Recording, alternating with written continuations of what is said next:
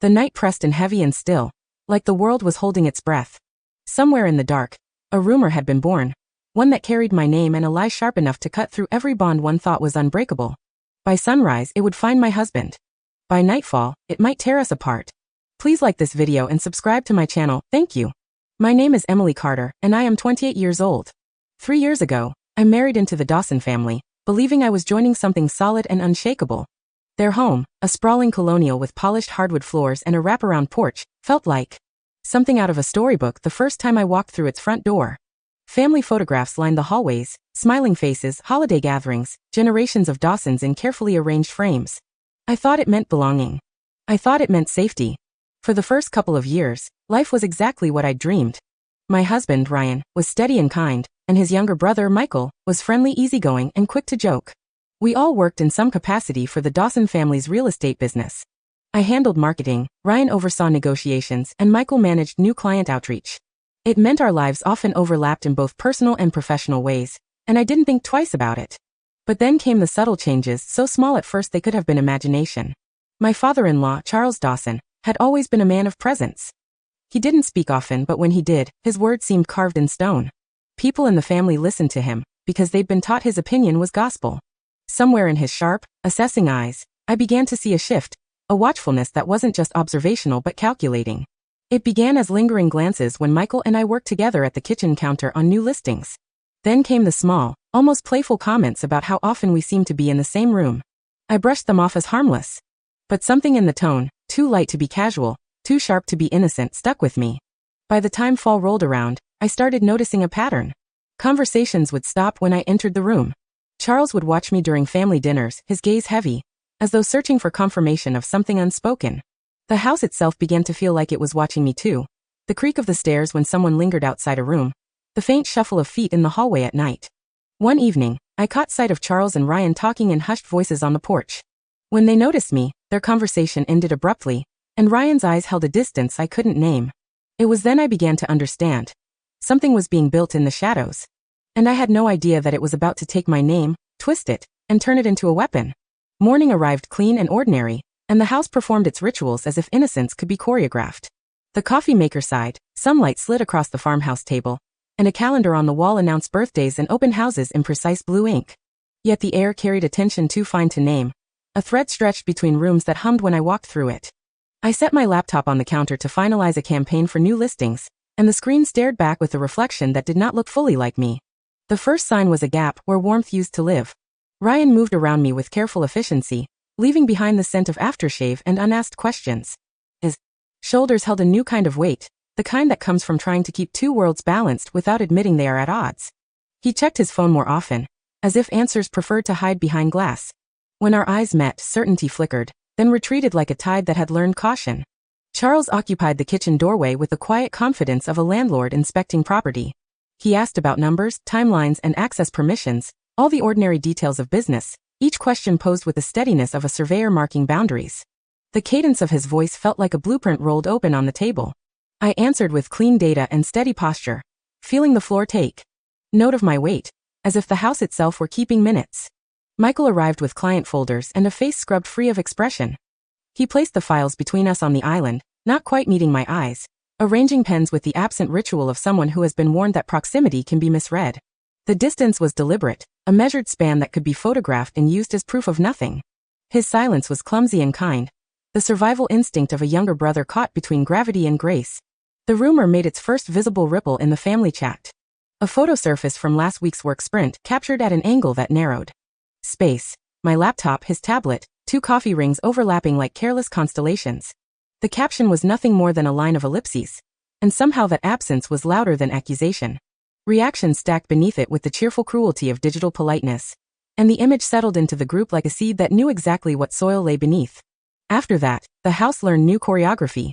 My mother-in-law, Linda, moved through rooms with hands that hovered a second longer over plates and napkins, the small tremor of someone torn between hospitality and hierarchy. Invitation lists shifted in quiet edits.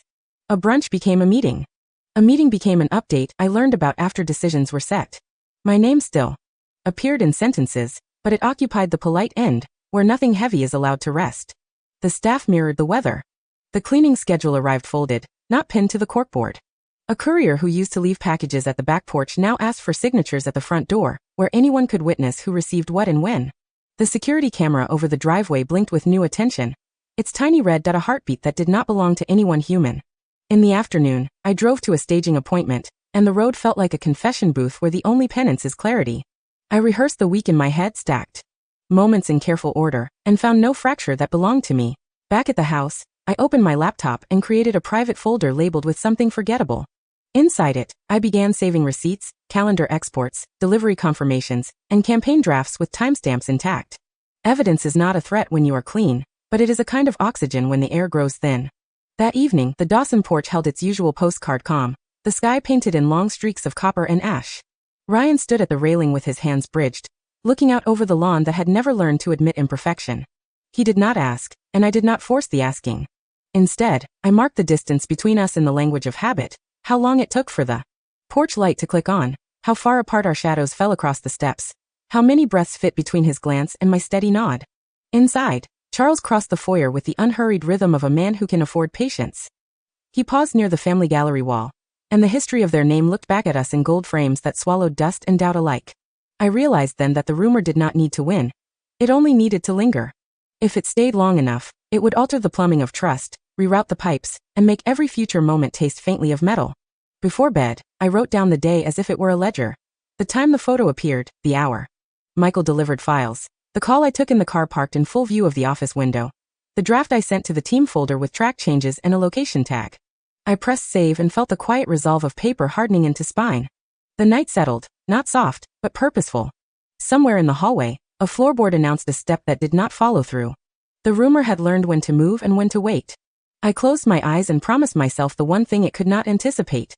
I would not try to outwhisper it. I would make it speak in daylight. The following week began like a stage play in which every cast member had received a new script except me. Breakfasts became quieter, chairs slightly repositioned. The hum of small talk thinned until it felt rehearsed. The Dawson house had a way of absorbing secrets into its beams, storing them like winter preserves. And this one was ripening fast. Ryan's behavior was subtle, not cruel but controlled. He was present, yet his presence had edges. He spoke in measured tones, eyes often finding the clock or his phone instead of mine. We still shared the same bed, but it felt as though he'd moved to the farthest corner without leaving his side. In that silent distance, I recognized the first layer of the plan, separation without confrontation. Charles, on the other hand, thrived in this new weather. He positioned himself in the spaces between me and everyone else. He intercepted questions meant for me, answered on my behalf, and created an invisible wall I wasn't meant to notice until it was fully built. When Michael came into the room, Charles would remain, watching like an observer of rare wildlife, perhaps hoping to catch some unguarded moment that could be framed as proof. Michael was uncomfortable in a way that felt honest. His usual easy charm had been replaced by cautious efficiency. We rarely spoke beyond what was necessary for work. Even his footsteps in the hall seemed softer, as though he feared making a sound that could be misinterpreted. I could see the strain on his face. He wasn't just avoiding me, he was avoiding becoming the next subject of Charles's narrative. In the background, the staff began shifting loyalties. It wasn't malicious, it was survival. They took their cues from the most powerful voice in the house, and right now, that voice wasn't mine. Schedules were changed without my input. Deliveries were signed for by someone else. Even the cleaning staff seemed to tidy my spaces less thoroughly, as if detachment could be shown through the polish of a table or the placement of a vase. Outside the Dawson household, I noticed something new: friends and extended family, greeting me with a politeness too careful. The warmth that had once wrapped around me at gatherings was replaced with nods and small, closed smiles. Conversations drifted to safe topics and steered clear of me. I wasn't being accused outright. I was being set apart. And that was the brilliance of Charles's tactic. He didn't aim for a direct confrontation. Direct accusations require evidence, and evidence can be dismantled. Instead, he let the rumor do the work, slipping through rooms like a draft, chilling everyone without leaving fingerprints. But in every well-crafted plan, there's a seam, a point where careful stitching can be undone. I decided to find that seam. I began my own quiet operation. I kept detailed logs of my day, noting locations, times, and witnesses. I stored receipts, emails, and calendar invites, building a personal archive so complete that even the smallest detail could be retrieved. Every task I handled for the business was documented with date stamps and version histories. I made sure to work in spaces visible to others, creating a trail of casual witnesses. It wasn't paranoia. It was preparation. In the evenings, when the Dawson house settled into its muted rhythms, I would sit at my desk in the upstairs study, piecing together patterns, who spoke to whom, what was said when I entered, which glances lingered longer than they should. I wasn't just tracking a rumor anymore. I was mapping its path. And somewhere deep down, I knew Charles wanted one thing more than to see me gone. He wanted Ryan to believe it had been his idea. That was the most dangerous part. I closed my notebook one night and stared out at the shadowed lawn. The porch light cast long lines across the grass, cutting the darkness into shapes. I realized then that the isolation wasn't meant to break me quickly. It was meant to make me fade. But I wasn't going to fade. I was going to fight in silence until I could bring everything into the light. The house had its own language. It spoke in the way doors closed before I could step through, in the faint pause before someone answered a question, in the slight shift of bodies when I entered a room. And lately, that language had been telling me the same thing. Something was being built in the dark, and I was the scaffolding. I started noticing inconsistencies, small details that wouldn't mean much to anyone else, but together began to feel like fingerprints left on glass. The first came during a morning meeting about the boutique marketing rollout. Ryan mentioned a client follow-up that Michael had supposedly handled late one evening. But I remembered that night clearly. Michael had been across town at a networking event, an event I'd helped him prepare for. It wasn't an outright contradiction, but it was the kind of misplaced detail that could be used to shift timelines, to suggest opportunities for things that never happened. Then there was the delivery log. I'd ordered office supplies for the boutique, and the driver had signed off with the timestamp, 11:42 a.m. Yet somehow, in casual conversation over dinner, Charles remembered seeing me and Michael walking together to the front gate at midday. It wasn't a direct statement, it was slipped into a story about the weather that day, but the implication was tucked in neatly, like a folded letter inside an envelope. These were not accidents. They were placed. Michael, for his part, was becoming more withdrawn. He avoided shared work sessions entirely now, sending files through the cloud instead of dropping them off in person. The few times we crossed paths in the hallway, his expression carried the weight of someone who knew more than he was allowed to say. I could almost see him calculating whether a greeting could be used against him. Linda, my mother-in-law, had grown quieter too. There was a softness in her eyes when they met mine, as though she wanted to ask me something but couldn't. Once, I caught her folding laundry in the guest room, her hands lingering over a sweater of mine. She didn't look up when I walked past. I wasn't sure if it was guilt or resignation. I began tracing the pattern. The rumor wasn't spreading randomly. It was being placed in the hands of specific people, the ones most likely to repeat it in concerned tones. A cousin here, a longtime family friend there. People who wouldn't confront me directly but would talk to Ryan, to Linda, to the rest of the family in whispers. The brilliance of Charles's method was its subtlety. There was no dramatic accusation, no confrontation to defend against. Just a steady drip of suggestion, designed to soak into the fabric of family life until it became impossible to tell where truth ended and rumor began. But he underestimated one thing. I was keeping my own record. Every misaligned detail went into my notebook. Dates, times, names. Who was in the room? When a comment was made. Who repeated it later? I collected these threads like a seamstress preparing to unravel a garment. I didn't have the whole picture yet, but I could feel it taking shape in my hands. Late one night, I found myself standing in the upstairs hallway, looking at the family portrait that hung at the landing. Charles stood at the center of it, his sons flanking him, Linda seated just in front. His gaze in that photo was the same as it was now, measured, controlled, certain. It was the look of a man who always got what he wanted. And I knew then that the only way to fight this was to force him into daylight, to make him say out loud what he had been building in shadows. Until that moment came, I would wait. But not passively. I would be ready, every step, every word, every move recorded. Because a rumor can survive in whispers for months, until it's made to speak in front of a crowd. I had reached a point where reacting was no longer enough. If Charles was intent on painting me into his story, then I needed to hold the brush for at least part of it. The challenge was catching him without letting him know he'd been caught. His strength was in shadows, so my plan had to feel like daylight disguised as routine. The first step was seeding information. Nothing major, just small, harmless details that could be traced. I started with a fabricated errand. One evening, I mentioned within earshot of Charles that I might stop by a local gallery later in the week to check on a charity auction listing. In reality, I had no intention of going. If that trip found its way back to Ryan with a different spin, I'd know where it originated. Next, I adjusted my work habits. For weeks, I'd avoided being alone in the same room as Michael, not wanting to give the rumor more ground. But now I made sure we crossed paths, always in visible, public spaces, and always with others nearby. If Charles's narrative relied on seclusion, I wanted to replace it with a record of openness. Every encounter was timed, documented, and in full view. I also began quietly strengthening my allies. Linda was the most obvious. Though she never said anything outright, her eyes had been asking questions for weeks. I started involving her in small business-related tasks, asking for her opinion on staging layouts or including her in group emails. Each message, each meeting, created a paper trail that made my movements harder to twist. The third part of my plan required patience, watching Charles's patterns. He had a rhythm to his influence: morning coffee with a neighbor who'd known the family for decades, late afternoon phone calls that he took on the porch, weekend lunches with a rotating cast of old friends. I started noting who visited when, who lingered longer, and which conversations left the house's atmosphere heavier afterward. It was at one of those weekend lunches that I got my first real lead. I was upstairs in the study when I heard the low murmur of voices below. The words were indistinct, but my name floated upward, carried by the cadence of someone speaking with authority. When I stepped quietly onto the landing, I caught a clearer phrase, Michael's name, paired with mine, wrapped in a tone that implied something unspoken yet damning. I didn't stay to hear the rest. I didn't need to. I had the source. That night, I wrote everything down: time, date, context, who was present.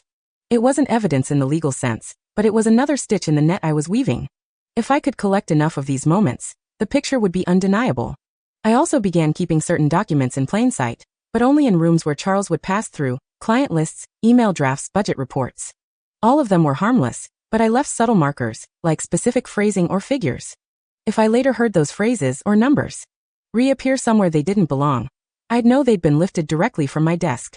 By the end of that week, I had 3 confirmed instances where details I had deliberately placed in his path came back to me through other voices, altered just enough to sound suspicious. It was the confirmation I'd been waiting for. Charles wasn't just tolerating the rumor, he was feeding it. The realization didn't make me feel victorious. It made me cold. This wasn't a misunderstanding. It was a strategy, executed with the precision of someone who had done this before. I knew then that my next move couldn't be subtle forever. At some point, I'd have to put him in a position where the only way forward was for him to repeat his story in front of the people who mattered most, and for me to be ready with the truth. Until then, the snare was set. All I had to do was let him step into it. Charles had always been careful, too careful. His words were usually wrapped in layers of plausible deniability, his tone measured to sound like guidance rather than accusation. But careful people eventually relax when they believe they've already won. And I could feel that shift beginning. It started at a Sunday family lunch. The Dawsons had invited over 2 close family friends, the kind who had known Ryan and Michael since they were children. The table was dressed perfectly: linen runner, fresh hydrangeas, the silverware polished to a shine. I sat across from Charles, with Ryan beside me and Michael 2 seats away. It was the kind of gathering where everyone pretends the food is the main event, but the real menu is conversation. At first, everything stayed harmless: updates on properties, the weather, a neighbor's new boat. Then, in a moment that seemed almost scripted, Charles leaned back in his chair and began telling a story about how closely certain people in the family had been working lately. His words were deliberately vague, but the weight of the pause after them was unmistakable. The kind of pause that invites the listener to fill in the blanks with their own imagination. I didn't react outwardly. Instead, I studied the table. One of the guests' eyebrows lifted just slightly, while the other leaned forward, as if expecting something juicier. Ryan kept his gaze fixed on his plate, his fork moving with mechanical precision. Michael shifted in his chair, the tension in his jaw betraying his discomfort. That was Charles's first mistake. He'd finally put the suggestion into the open air where more than just his trusted circle could hear it. And I had witnesses. I decided not to confront him there. Instead, I filed the moment away, complete with the names of everyone present and the exact sequence of events. Later, when the time was right, I could recall it with perfect accuracy. Over the next week, I kept a closer eye on his behavior. He had a pattern after making one of these small slips. He'd go quiet for a couple of days, as if letting the words settle and spread without additional nudging. And sure enough, by midweek, I overheard a cousin on the phone mentioning that she'd heard about how much time Michael and I had been spending together, her tone a mix of scandal and curiosity. The cousin hadn't been at Sunday's lunch, which meant the information had traveled, just as I suspected, from Charles's mouth to the guests, and then outward through the family network. My trap was working. I decided to tighten it further. At the next business meeting, I deliberately mentioned a completely fabricated project that Michael and I were supposedly starting.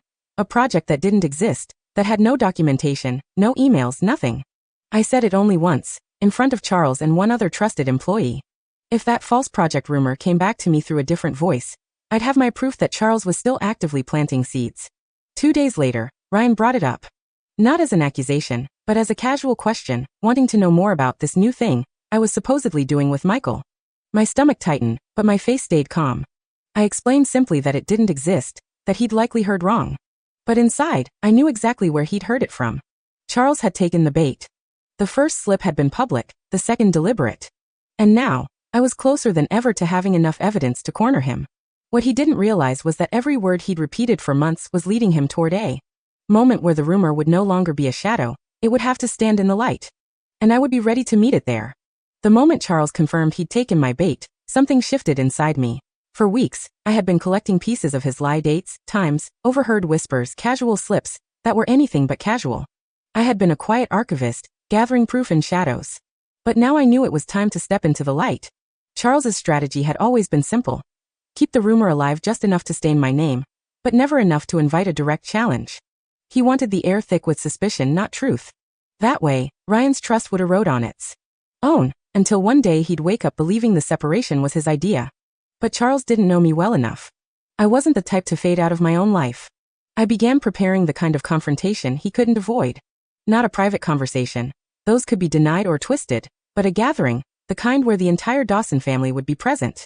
And not just family, close friends, longtime associates, people whose opinions mattered to Charles. If I could force him to either repeat the rumor in their presence or retreat from it, I'd have him. First, I needed my allies in place. Linda was the obvious one. She had been quietly watching for weeks, saying nothing but missing nothing. I began involving her even more, asking for her help with guest lists, suggesting we host a business appreciation dinner at the house. The pretext was easy enough. Celebrate a few recent property sales, bring the family together, and show appreciation to our best clients. She agreed without hesitation. Charles would never refuse such an event. It would look like his idea of strength and success. Meanwhile, I reached out quietly to Michael. I didn't confront him about the rumor directly. Instead, I spoke about how difficult the tension had been on everyone, and how important it was to clear the air. His eyes told me he already knew the truth. Without saying the words, he agreed to stand with me when the time came. In the days leading up to the dinner, I tightened the net. I planted one last harmless piece of misinformation. Something small enough that it could only have come from Charles if it spread. It was a detail about a supposed late-night client call with Michael. I told no one but Charles. 2 days later, a distant cousin texted me asking if I was working too hard with Michael again. That was my final confirmation. By the night of the dinner, I had everything. My timeline, my witnesses, my proof. I knew exactly how I would open the conversation. How I would steer it so that Charles either admitted to the lie or revealed his hand trying to deny it. The living room was warm with low lamplight and the hum of overlapping conversations. Glasses clinked. Laughter rose and fell. Charles moved from group to group with the confidence of a man hosting on his own turf. I watched him for a long moment from across the room, memorizing the way he looked when he believed he was untouchable. Because in less than an hour, I would take that away from him. The Dawson living room shimmered with the kind of glow you only get from carefully staged lighting and expensive wine. The air smelled faintly of rosemary and grilled lamb, drifting in from the kitchen where the staff moved in perfect rhythm. Guests stood in small circles, laughing, sipping, leaning in close to trade the kind of stories that always seem warmer over crystal glasses. I moved through the room like any other hostess, polished, pleasant, unremarkable. Every smile I gave was deliberate, every handshake noted. But underneath the calm, my mind was razor sharp, tracking where Charles stood at all times. He was in his element, laughing at a story from an old golfing buddy, patting Michael on the back, nodding gravely at Ryan during short exchanges. He looked like the patriarch holding court, and the room mirrored his energy. The dinner table stretched the length of the formal dining room, layered with silver flatware, ivory napkins, and polished glasses catching the glow of the chandelier. Linda moved with quiet efficiency, seating guests in a way that allowed her to be near me. She didn't say anything, but her small nod told me she understood tonight's stakes. I had rehearsed this in my head for days, not just the words, but the rhythm, the way my voice would stay steady, the pauses I would allow to stretch long enough for the weight to settle. The key was to make Charles believe he was still in control, until the exact moment I took it from him. Once everyone was seated, the first courses began, a velvety squash soup, fresh bread, a crisp salad. The hum of conversation filled the air. I waited until the plates had been cleared and the main course had been served before making my move. I stood, my wine glass in hand, and thanked everyone for coming. My voice carried just enough to draw the room's attention without breaking the intimacy. I spoke about family, about trust, about the kind of partnerships that last through both business and personal storms. My words were warm but pointed, the kind that could be taken as either polite dinner talk or the beginning of something heavier. Then, with everyone's eyes on me, I said I wanted to address something directly, something that had been quietly threading its way through the family. I spoke about the danger of assumptions, how a single seed of doubt could grow into something poisonous if left unchecked. I could feel the shift in the air, the tightening of postures, the sudden quiet that comes when people realize the conversation has left the safety of small talk. Charles set his fork down. His eyes fixed on me with polite curiosity, but his jaw had stiffened just slightly. Ryan glanced between us, confusion flickering behind his calm expression. Michael sat completely still, his gaze steady, his presence a quiet anchor. I didn't name the rumor, not yet. Instead, I spoke about a pattern I had noticed, how certain pieces of information I shared with only one person had somehow found their way, altered, into the wider family. I let my gaze sweep the table, but only briefly before it settled, without apology, on Charles. The room had gone still enough to hear the faint clink of a glass 2 seats away. I knew I couldn't push the moment to its breaking point yet. The trick was to get him to speak first. So I ended my statement with an open-ended pause, as if inviting clarification. Charles leaned back slightly, his expression unreadable. And then with that same steady voice he had used to build the rumor in the first place, he began to respond. He didn't know it yet, but this was the moment I had been waiting for. Charles didn't rush his reply. That was his style, slow, deliberate, measured.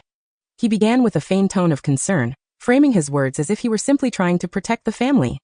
He spoke about appearances, about the importance of keeping business and personal relationships clear. It was subtle at first, but then came the phrase I had been waiting for. He mentioned Michael. My name followed shortly after, linked in a way that left no doubt what he meant. It was the same careful, poisoned implication he'd used for months, only now it was spoken at a table, where a dozen pairs of ears could hear it without the filter of whispers. I didn't react outwardly, though my pulse spiked. This was my confirmation, my opening. I asked him calmly to repeat himself. A few guests shifted uncomfortably, sensing that this wasn't just a dinner table debate. He obliged, confident in his ability to mask malice as observation. But what he didn't realize was that in repeating it, he'd crossed a line. He had now placed himself as the direct source of the rumor, in front of witnesses. Ryan's fork froze midair. His gaze slid from Charles to me, then back again. Michael sat forward slightly, his hands resting on the edge of the table, his eyes steady. The room felt smaller, the air denser. I asked the next question carefully.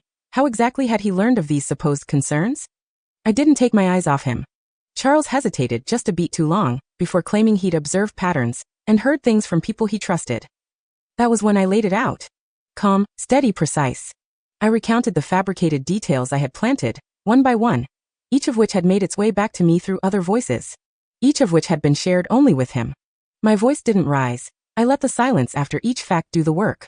A murmur ran down the table. The guests who had heard those details earlier in the month shifted in their seats, their eyes darting toward Charles. Linda's expression was unreadable, but her gaze was fixed squarely on her husband. I ended by stating the obvious without dressing it up.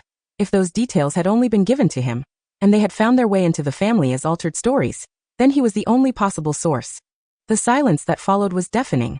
Even the soft background music seemed to have retreated. Charles's jaw tightened, his eyes narrowing just slightly. But he didn't deny it. Not directly. Instead, he muttered something about misunderstandings and good intentions. It was weak, and everyone at the table knew it. For the first time since my marriage into this family, I saw a crack in his control. The confidence that had cloaked him for months had thinned. He looked smaller somehow, not physically but in presence. I didn't press further. I didn't need to. The damage to his credibility had been done, and it had been done in the open. The rumor, stripped of its shadowy delivery, lay in the middle of the table for all to see. Ryan didn't speak. Not yet. But the look he gave me as the plates were cleared told me everything. He'd heard enough to start asking his own questions. Charles had spent months trying to make me fade from my own marriage. Now, in a single evening, I had pulled him into the light. And there was still one chapter left to finish it. The rest of the dinner passed in a strange, brittle quiet. Conversation limped along in small, unrelated pockets, but the warmth had drained from the room. Charles still tried to host, forcing polite smiles and clinking his glass in false cheer, but the shift in the air was irreversible. People had seen too much. I waited until the plates were cleared, the wine glasses half empty, and the staff had stepped out. The moment was delicate, too much force, and it would look like vengeance, too little, and Charles could spin it later as a misunderstanding. What I needed was something final, undeniable, and clean. I stood again, my tone steady but my words sharpened. I thanked everyone for coming, then addressed the table one last time. I spoke of truth, how it demands clarity, how it survives only when it is guarded, and how it dies when buried in falsehood. Then, without looking away from Charles, I said what no one else dared. That my marriage was my life, and that there had been an active, intentional effort to poison it with lies. I laid out the timeline I had kept for weeks, each fabricated detail, each false implication, Each time his voice had been the bridge between truth and rumor. I didn't embellish, I didn't dramatize. I simply gave them the facts. The faces around the table told the story, confusion hardening into understanding, shock deepening into certainty. The guests were no longer hearing about a misunderstanding. They were seeing the anatomy of a deliberate act. Charles opened his mouth, but this time nothing came out. The power he had wielded for so long had evaporated in front of his audience. He knew that denying it now would only make him look smaller. Ryan finally spoke. His voice was low, but it cut through the room. He said only that this was not how family treated family. His eyes stayed on his father as he said it. The silence that followed was absolute. Charles lowered his gaze to the tablecloth, his shoulders set in a way that wasn't defiance but defeat. I didn't linger in the moment. I thanked everyone again, and with a small smile, excused myself from the table. Not hurried, not shaken, just finished. Upstairs, I stood at the bedroom window and looked out over the dark lawn. The night air was cool, the house below still carrying the faint echoes of dinner plates and murmured goodbyes. I knew this wasn't the end of my marriage's challenges, but it was the end of his game. Charles had built his weapon out of whispers. I had taken it from him in the only way possible, by making him speak where everyone could hear. And now, the silence was mine. Please like this video and subscribe to my channel, thank you.